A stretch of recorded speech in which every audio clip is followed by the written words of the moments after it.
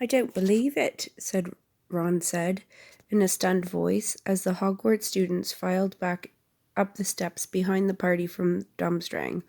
Crumb, Victor Crumb. For heaven's sakes, Ron, he's only a Quidditch player, said Hermione. Only a Quidditch player, Ron said, looking at her as though he couldn't believe his ears. Hermione, he's one of the best seekers in the world. I had no idea he was still in school. As they recrossed the entrance hall with the rest of the Hogwarts students heading to the Great Hall, Harry saw Lee Jordan jumping up and down on the soles of his feet to get a better look at the back of Crumb's head. Several sixth-year girls were frantically searching their pockets as they walked. Oh, I don't believe it. I haven't got a single quill on me. Do you think that he'd sign my hat and lipstick?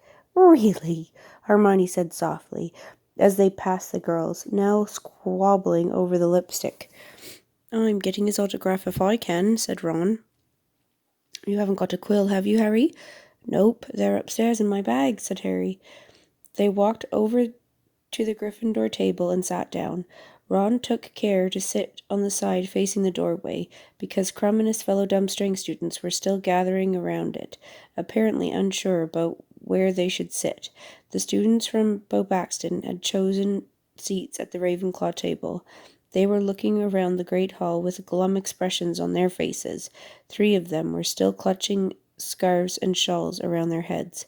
It's not that cold, said Hermione irritably, who was watching them. Why didn't they bring cloaks? Over here, come and sit over here, Ron hissed. Over here, Hermione, budge up, make a space. What? Too late, said Ron bitterly. Victor Crumb and his fellow Durmstrang students had settled themselves at the Slytherin table. Harry could see Malfoy, Crabbe and Goyle looking very smug about it. As he watched, Malfoy bent forward to speak to Crumb. Yeah, that's right. Small up to him, Malfoy, said Ron scathingly. I bet Crumb can see right through him, though. Bet he gets people fawning over him all the time. Where do you reckon they're going to sleep? We could offer him a space in our dormitory, Harry. I wouldn't mind giving him my bed. I could keep on a camp bed. Hermione snorted. They look a lot happier than the Beauxbaton lot, said Harry. The Durmstrang students were pulling off their heavy furs and looking up at the starry black ceiling with expressions of interest. A couple of them were picking up the golden plates and goblets and examining them, apparently impressed.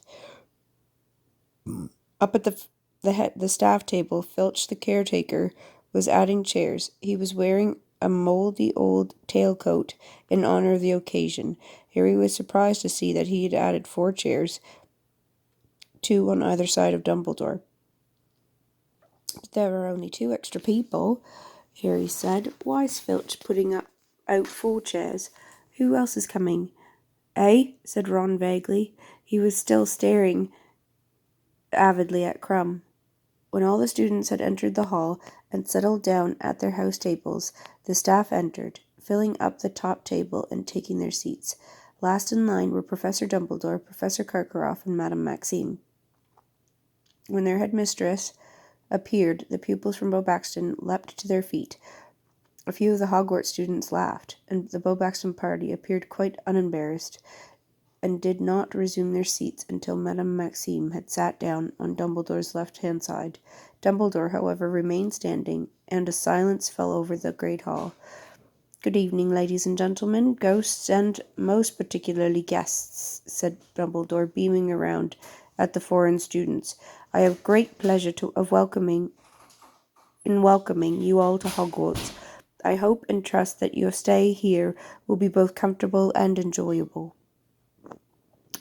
One of the Beauxbaton girls, still clutching a muffler around her head, gave what was unmistakably a derisive laugh.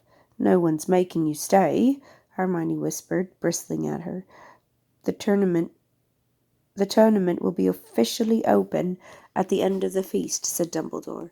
I now invite you all to eat, drink, and make yourselves at home. He sat down, and Harry saw Karkaroff lean forward at once to engage him in conversation. The dishes in front of them filled with food as usual. The house elves in the kitchen seemed to have pulled out all of the stops. There was a greater variety of dishes in front of them than Harry had ever seen, including several that were definitely foreign. "What's that?" said Ron, pointing at a large dish of some sort of shellfish stew that stood beside a large steak and kidney pudding.